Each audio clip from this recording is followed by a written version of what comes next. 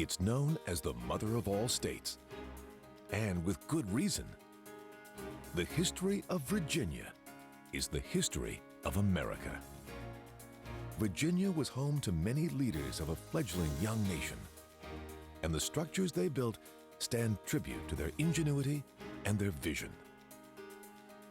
Its lush fields have been the site of bloody battles, as well as moments of great triumph. It's the site of what may be the most ambitious history lesson in America, as well as a school that charted the path for American education. From ancient natural wonders to modern curiosities, aerial Virginia travels across a diverse and rugged landscape. It is the realm of pirates, the source of legends, and the launching pad for American democracy.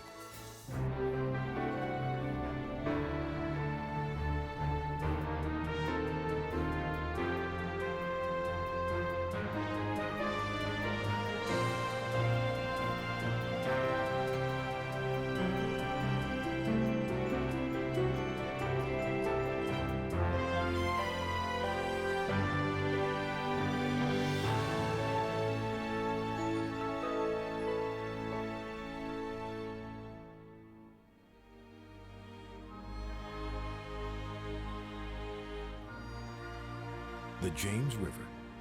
It's a vital waterway that handles more than 25,000 barges full of gravel and grain every year. And it's the artery that first led European settlers to the new American continent. Lined with massive estates and pockets of wilderness, the James cuts a wide swath through the state. But it's here, at Jamestown Island, where the story of Virginia and a nation begins. Settlers arrived here in 1607, and low walls mark the outlines of the first permanent English settlement in North America. The community was anchored by an old fort, which most people believed had been washed into the James River. But in 1994, archaeologists began to uncover remnants of the fort, including more than 150,000 artifacts. All of this land was once controlled by a collection of Native American tribes. They were often at war with the settlers, led by Captain John Smith. In December 1607, Smith and some of his men were captured by the Algonquins. According to Smith, the tribe's chief, Powhatan, was on the verge of killing him until the chief's daughter, Pocahontas, intervened and saved his life. Modern historians believe this scenario is unlikely. They argue that Smith's account was probably based on a cultural misunderstanding.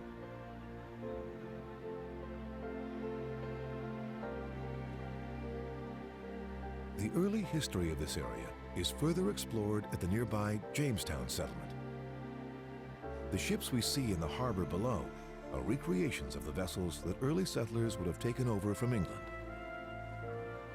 The biggest of these, the Susan Constant, probably carried 105 passengers and 40 crew members on the arduous 4-month-long journey. The James Fort area features replicas of thatched roof buildings, including a church, a guardhouse, and the governor's house. To the southeast is Norfolk, the world's largest natural harbor, and a city with a proud military tradition. Many World War II veterans served here, and it's still a stop for many seafaring military officers. On the northern edge of the city, Norfolk houses the largest naval installation in the world. The 7 miles of wharf and pier space are home to 75 ships. Another 3,000 ships pass through here every year. One ship that's not going anywhere is the USS Wisconsin, which has been decommissioned and turned into a museum one of the largest battleships in the world, it's also one of the toughest. Commissioned in April 1944, the Wisconsin was part of a fleet that destroyed hundreds of Japanese ships and planes in the Philippines. But after several successful missions, a furious typhoon swept through, sinking 3 supporting destroyers. The Wisconsin was unharmed. The vessel's durability would be tested again and again, as it later held off enemy forces in the Korean War and the Gulf War. The old battleship was finally decommissioned after 47 years of service in September 1991.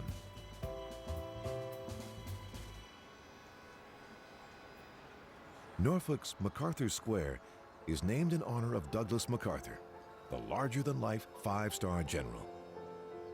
The centerpiece is the MacArthur Museum, formerly the Norfolk Courthouse. When it originally opened in 1850, this cupola was the highest point in the city, and visitors used to climb into it to get a bird's-eye view of the harbor. Just north of the Chesapeake Bay lies Hampton Roads. It's the site of the oldest continually English-speaking settlement in America, and an aeronautics and commercial fishing hub. But it originally made its name as a haven for pirates. Every summer, a festival is held here in honor of one of the legendary figures who terrorized the high seas, Blackbeard. When Blackbeard was finally captured, his severed head was put on a pike at the entrance to the Hampton River to deter others from entering a life of crime. Hampton has played a key role in the world of modern aircraft and in the space program. Air warfare as we know it began at Langley Field in 1921. This is where Brigadier General William Mitchell led the first trials on airplanes designed to attack battleships. An experiment that would eventually lead to the creation of the Air Force.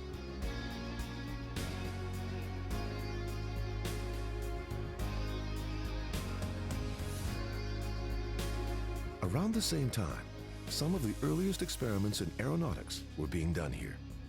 And when NASA decided to put a man on the moon, they brought the first astronauts here to train.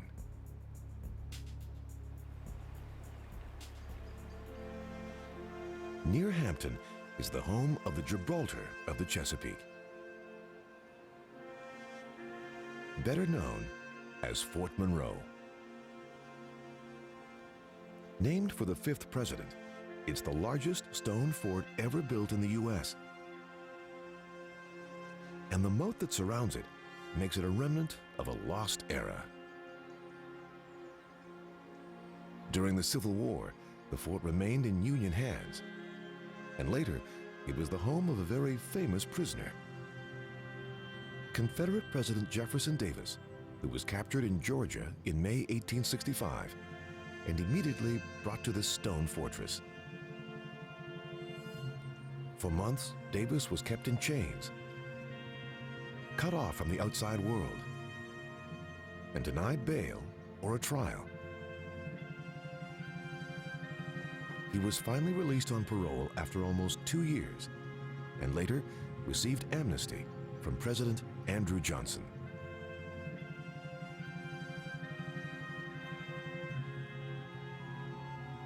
Long before it was torn apart by civil war, America fought for its freedom from England. And here in Yorktown, troops fought the last major land battle of the Revolutionary War. General George Washington and his army, assisted by French soldiers, won a decisive battle here, leading to a surrender of British forces.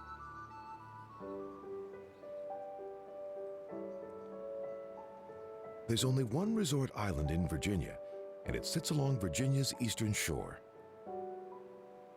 Chincoteague means beautiful land across the water, and that's just what this is. Home to just 4,000 people, it hosts 1 million visitors a year. Chincoteague is known for its oysters, clams, and fishing, but it's surely most famous for its feral horses. Chincoteague horses are notable for their unusually small size. Full-grown ones are no bigger than the average pony and seem to be the perfect resting place for these birds. Every year, all of the horses are taken by water to the nearby island of Assateague, where they are auctioned off to keep the herd from getting too big. Assateague is a barrier island that's been designated a national seashore. The goal is to protect its 37 miles of beach, as well as the many different animals that live here, including 320 species of birds. More than half of the national seashore's 48,000 acres is near the coast, a landscape that's constantly changing due to wind and water.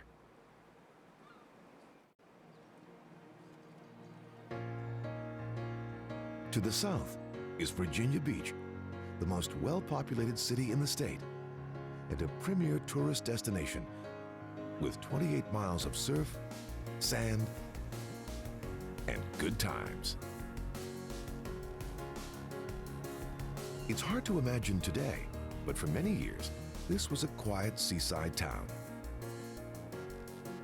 Its lone hotel burned down in 1907, and it was 20 years before another took its place.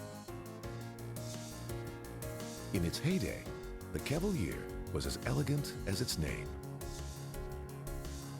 When it opened in 1927, the $2 million structure featured every amenity. One of those perks was running water in each room, including a separate tap for salt water, which was believed to have healing properties.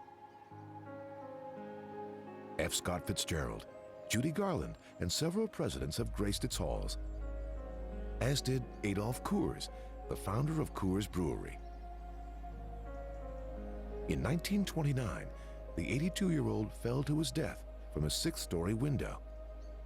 No one knows if it was an accident or not, but legend has it that Coors' ghost still haunts the grand old Cavalier.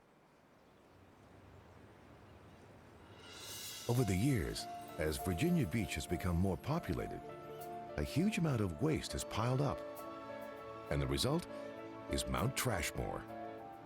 The 68-foot-tall peak is made of pure garbage, all of it covered with grass and converted into a city park.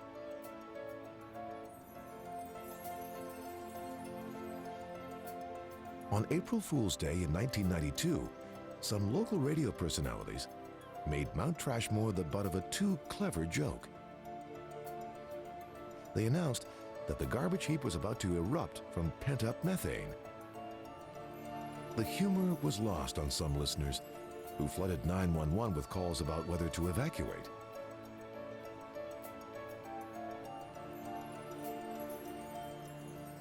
Cape Henry is home to this lighthouse, the official symbol of Virginia Beach. It was commissioned by the federal government when George Washington was president and built with stone from the same quarry used for the White House, the Capitol, and Mount Vernon. The fish oil used to keep the light going here was always a potential fire hazard. The original structure was replaced in 1881 by this second lighthouse just a few hundred feet away. It's nearly twice as high as the original and shines a light that's visible up to 19 miles from shore. Right next door to the lighthouses, but easy to miss, is a replica of a crucifix erected by a ship full of Englishmen in 1607. They built it to thank God for their safe journey to the New World. But they were soon scared off by a group of Native Americans and fled upriver to Jamestown, where they settled. Of course, those early settlers would have been amazed and dumbfounded to see a bridge stretching right across the Chesapeake Bay. The Chesapeake Bay Bridge Tunnel is both a tourist attraction and a travel convenience, connecting the Virginian mainland near Virginia Beach with the Eastern Shore. When it opened in April 1964, this 17.5-mile bridge tunnel complex was considered one of the 7 engineering wonders of the modern world.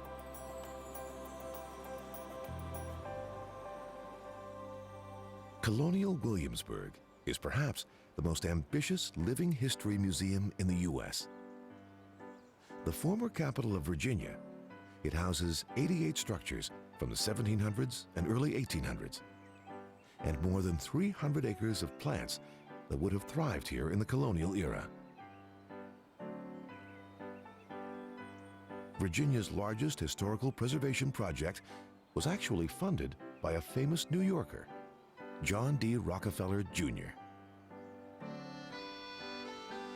Rockefeller was brought into the project by local pastor W.A.R. Goodwin of Bruton Parish Church. When they began buying properties, Rockefeller kept the project secret so that residents selling their homes wouldn't drive up prices. Finally, Rockefeller revealed his intent to restore the town to its colonial glory. Some residents were suspicious, but most were intrigued by the idea. The buildings are full of interpreters who dress, talk, and act as though they're living in the 18th century. Some are actors or historians, and others just have great enthusiasm for America's past. As a result, what might have been a colonial footnote is a tourist mecca. 1 million visitors come here every year.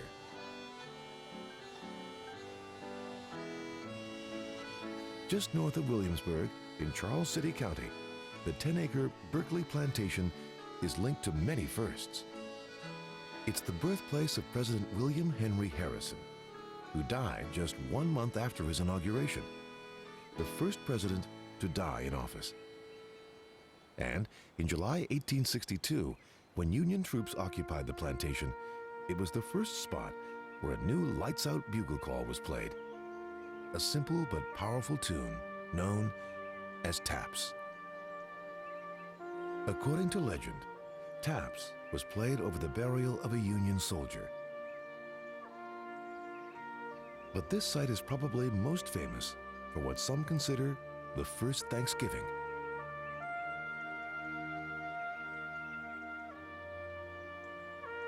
On December 4th, 1619, more than a year before the Pilgrims set sail, Captain John Woodleaf and a group of Englishmen landed on the James River.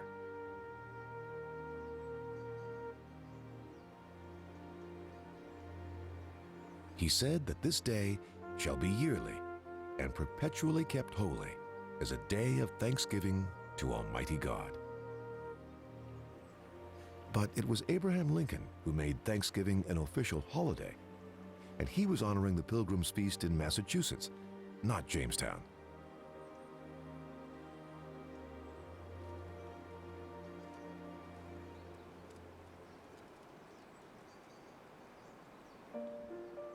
Another historic home along the James River is the Shirley Plantation. Although it's now a National Historic Landmark, the main house is still owned and lived in by descendants of the original owner, Edward Hill. This is the site of one of the oldest family-owned businesses in North America, going all the way back to 1638. That's the year Hill established a tobacco farm on this 800-acre property.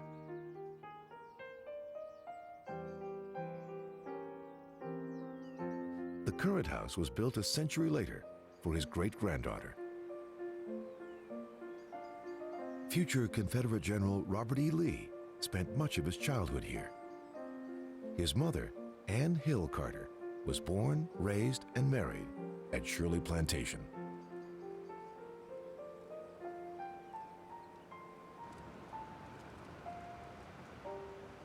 Virginia's state capital, Richmond, has an eclectic mix of neighborhoods. From Jackson Ward, known as the Harlem of the South, to Church Hill, a 19th century neighborhood that overlooks downtown.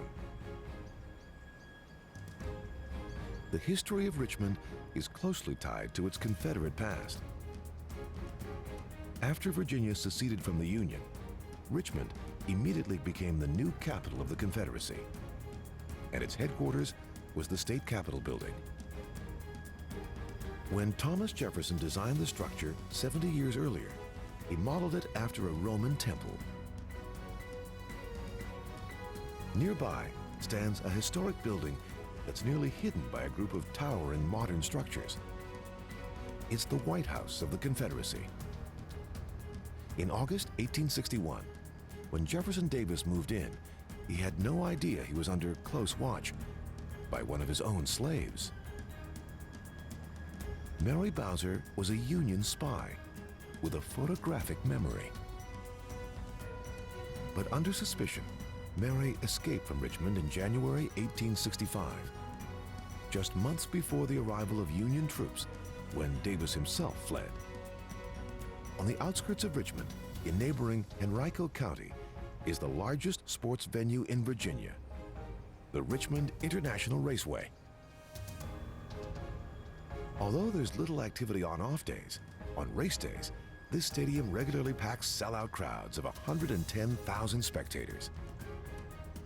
It's gone by many names over the years, but one thing has remained constant here, and that's the presence of the Petty family. 3 generations of the Petty family, Lee, Richard, and Kyle, have roared to victory here, solidifying their reputation as one of the first families of NASCAR. Richmond boasts the only street in the U.S. that's a National Historic Landmark. Monument Avenue runs through the heart of the city's fan district. The tree-lined promenade is noted for its extraordinary architecture, but may be most famous for its statues, including Robert E. Lee, and of course, Jefferson Davis.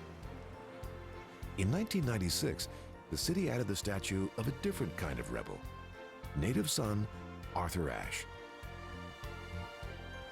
In the 1950s, when the African-American Ashe was learning to play tennis in this segregated city, he was turned away from the white courts in nearby Byrd Park. Finally, Ashe moved to St. Louis, where he had the chance to play on integrated courts and be trained by a professional coach. He would become the first African-American winner of Wimbledon.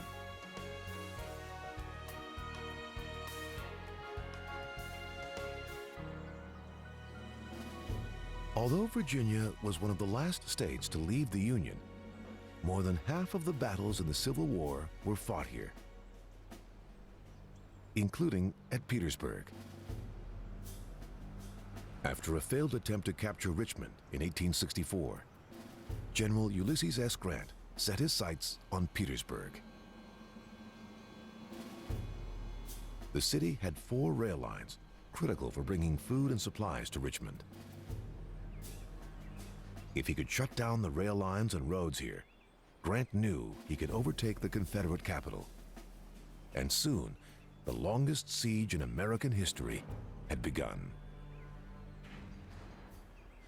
Over the course of 292 days, Union and Confederate soldiers exchanged gunfire from their trenches. Desperate to snap the stalemate, Grant's men tunneled behind enemy lines and packed 4 tons of gunpowder beneath one of the Confederate camps. The explosion blasted this crater in the landscape and carved a gap in the Confederates' line. But as Union troops surged into the crater to attack on foot, Lee's men regrouped and launched a counter-assault. Fighting continued here at Petersburg for several months. Grant eventually prevailed, but paid a heavy price. During the 10-month battle, at least 42,000 Union soldiers were killed, wounded, or captured.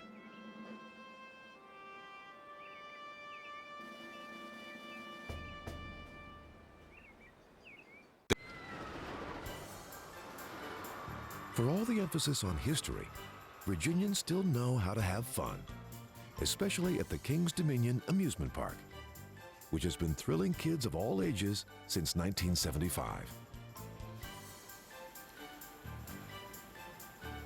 Some of the attractions from its early days still remain, like a 1/3 scale version of the Eiffel Tower and the carousel. The theme park has really made its name with adrenaline-pumping rides like the Dominator. The winding 4,000-foot steel track anchors the longest floorless roller coaster in the world.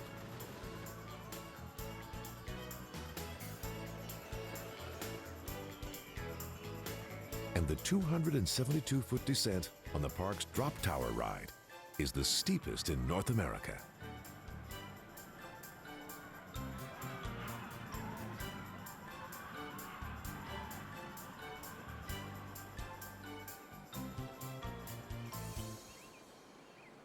Those who prefer to find their thrills on the greens may be drawn to the nearby Kinloch Golf Club. Since its opening in 2001, this par 72 course has become known as the Augusta National of Virginia. And it's been named one of America's 100 best courses. Kinloch was the brainchild of a real estate developer who first wanted to put a residential community here. When he decided to create a world-class golf course instead, he enlisted a local sports agent to help make his vision a reality. Unlike many courses, most of the features here were made by Mother Nature, not the course designer. Many of the original trees were also preserved during the clearing of the land, giving this the feel of a much older course.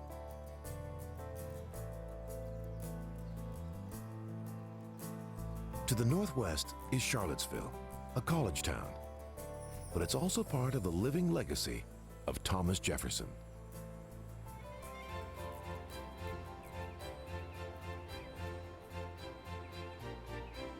Jefferson lived here at Monticello. To him, it was more than just a home, and according to some historians, it serves as a kind of architectural autobiography.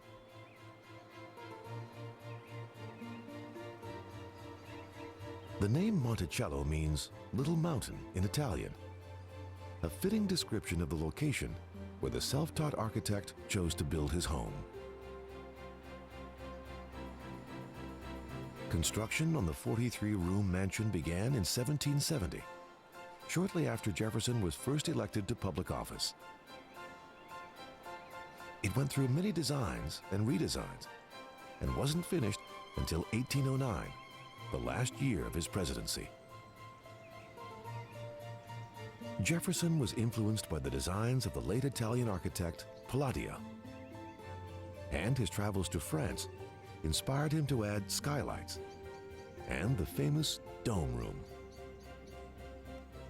Jefferson, who valued his privacy, left the house surrounded by trees. He did clear enough space for several gardens, where the avid horticulturist grew more than 250 kinds of vegetables and herbs. Jefferson once said, "I am as happy nowhere else and in no other society, and all my wishes end, or I hope my days will end, at Monticello."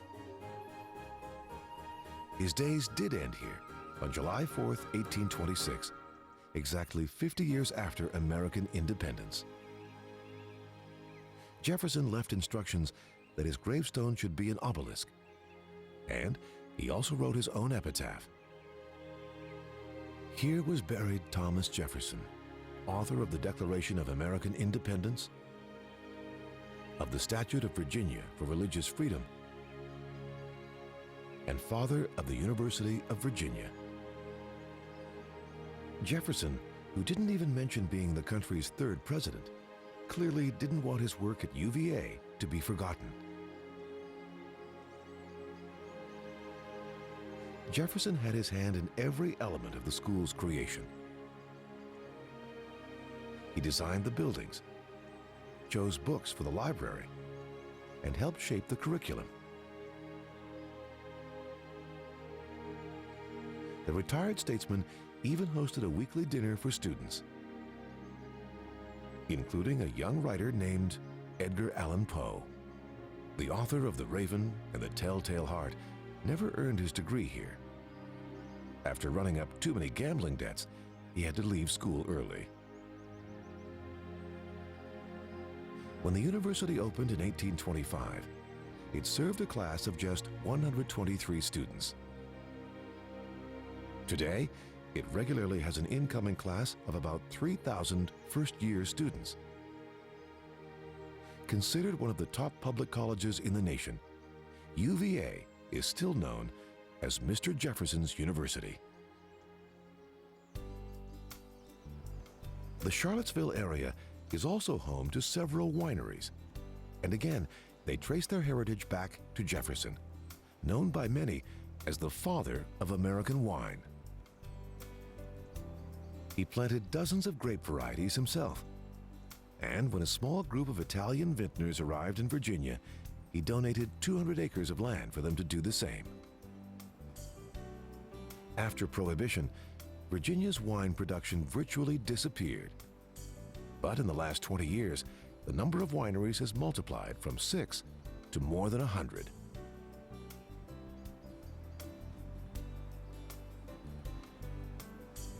Northeast of Charlottesville is Montpelier, the plantation home of former Jefferson protege, James Madison.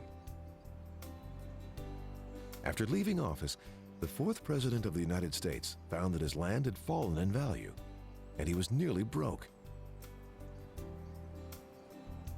The primary author of the U.S. Constitution held back from publishing some of his papers. He hoped they would bring cash to his wife, Dolly, when he was gone.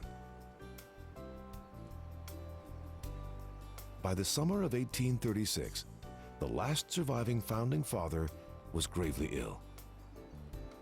Legend has it that a friend urged Madison to take medicine that would prolong his life until July 4th.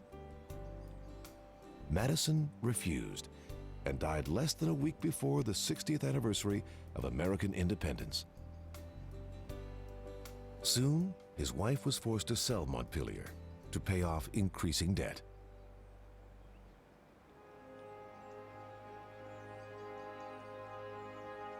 Appomattox Courthouse National Park, 20 miles east of Lynchburg, is where the last chapter in Civil War history was written. The 1,800-acre park has 27 restored structures, including the McLean House. It was here on April 9, 1865, that General Robert E. Lee had a 90-minute meeting with Ulysses S. Grant. Lee and Grant hammered out the terms of a surrender of Lee's troops, ending the bloodiest war in American history with a handshake. There was never an official peace treaty signed between the North and the South. That would have meant acknowledging the Confederacy as a separate country, something the United States refused to do.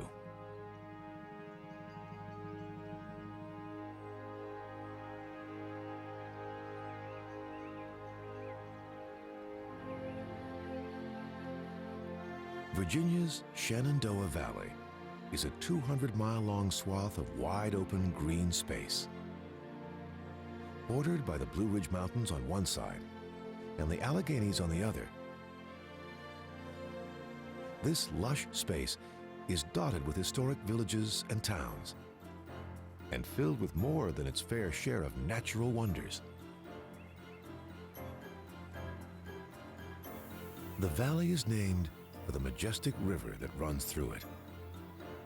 The Native Americans called it the Shenandoah, or Daughter of the Stars, because of the way the light sparkles off it.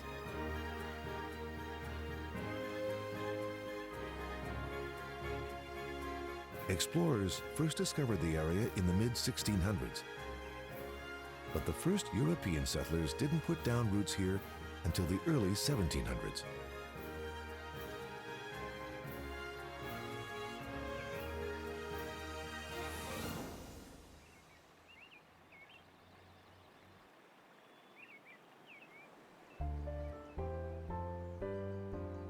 With its scenic countryside, Lexington has attracted many transplants to the area, including Stonewall Jackson, who spent a decade here. He noted that Lexington is the most beautiful place that I remember of having ever seen in connection with the surrounding country. Jackson lived here while teaching at the Virginia Military Institute. The nation's oldest state-supported military college has more than 1,000 students. They serve in ROTC while enrolled here, but may go into the armed forces or become civilians when they graduate. When Stonewall Jackson taught here, he was still known by his given name, Thomas. But he soon earned his first nickname. He was so unpopular that his students called him Tom Fool. Jackson left to fight the Civil War in April 1861 and never returned. He was buried here in May 1863 after the Battle of Chancellorsville. The former teacher of artillery tactics died of complications from a gunshot wound after being accidentally shot by his own men.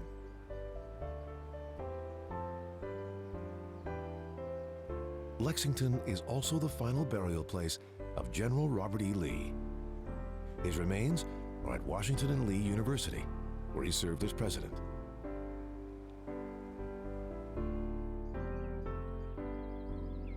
Not far away, one of the oldest tourist attractions in the nation soars across the sky. Natural Bridge is 90 feet wide and over 200 feet tall, and estimated to weigh about 36,000 tons.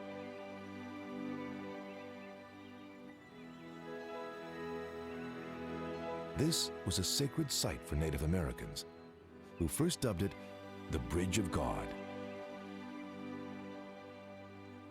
In the 18th and 19th century, European tourists traveling the countryside by carriage considered this a favorite destination. And it was often listed as one of the 7 natural wonders of the world.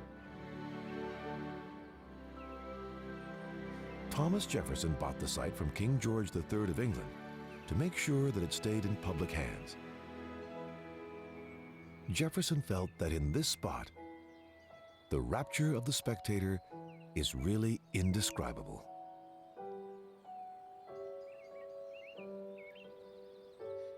Near Natural Bridge sits a curiosity that's definitely man-made, seemingly familiar and yet unique. This replica of Stonehenge, built by Mark Klein, opened on April Fool's Day 2004 and is known as Foamhenge. The original in England was built over hundreds of years. This replica, with 16-foot-tall pieces of styrofoam, went up in little more than a day. The first version of it blew right over, so Klein added pipes to root it to the ground. And it's been standing tall ever since. The valley is dotted with small towns, each one more picturesque than the last. But rural Virginia doesn't get much more quaint than Mayberry. Mayberry's picturesque Mayberry Mill is one of the most popular spots on the Blue Ridge Parkway and one of the most photographed sites in Virginia.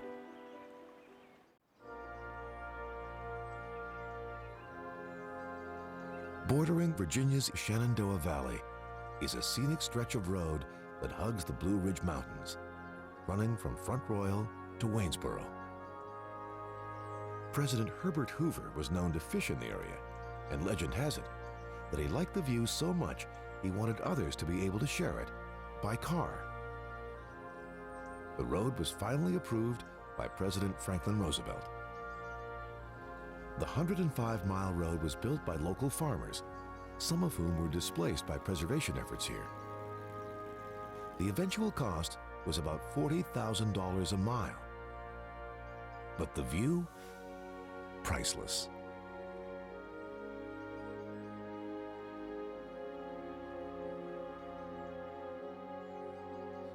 South and west of the Shenandoah Valley lies the region known as Appalachia. This is a place with a rich culture all its own and a long tradition of exploration and adventure. Forged by wind and water, Cumberland Gap is one of the few major breaks in the Appalachian mountain chain.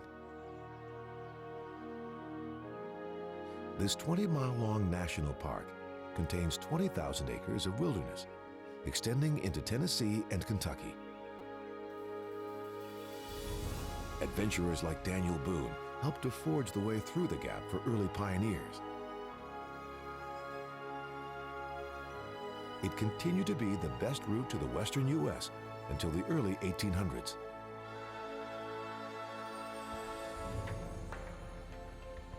At Virginia's southern border sits the city of Bristol. Built on the site of a former Cherokee village, the town was a popular stop for people heading west in the footsteps of Daniel Boone. But Bristol may be best known for a vicious border dispute with the neighboring town of Bristol. Bristol, Tennessee, that is. The state line ran right down the middle of Main Street. In 1889, a Tennessee man was arrested for trying to put a water line in what Virginia officials claimed was their land. With tempers flaring, armed militias headed out from each state. But the battle ended up in the U.S. Supreme Court, which ordered the border to be finalized once and for all.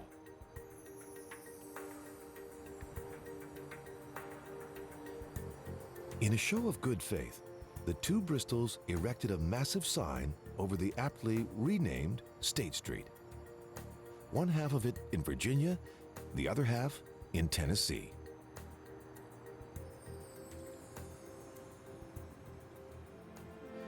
Back in Northern Virginia, Civil War buffs can visit a spot that reveals history times two. Manassas National Battlefield is the site of a pair of deadly encounters, the first and second battles of Bull Run. On July 21st, 1861, the Civil War was just getting underway. When Union troops arrived here, they expected a quick victory and a short war. At first, the Union Army seemed to have the upper hand on Henry Hill. But one group of soldiers managed to hold their ground behind General Thomas J. Jackson. A fellow officer shouted, "Look, there's Jackson standing there like a stone wall." And from that day on, he was known as Stonewall. As the battle raged on, the Southerners managed to push back their northern counterparts. But the two sides had lost a total of 900 men, and any hope for a fast end to the war had vanished. Here on Battery Heights, the two armies faced off again in August 1862.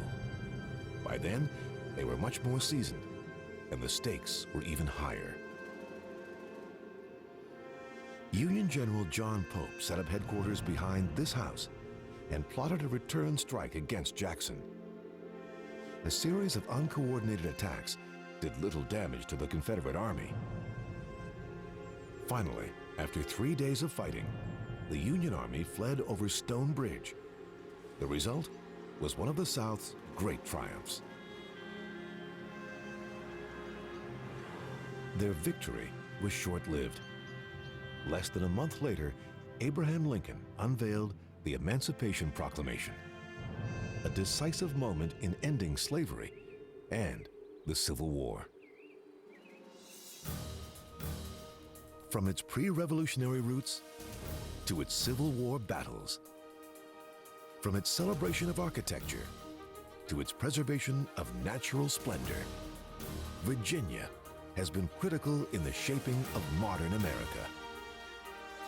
By celebrating the traditions of its founding fathers, without losing its sense of fun, Virginia remains a place well-rooted in the past, yet firmly grounded in the present, and well-positioned for the future.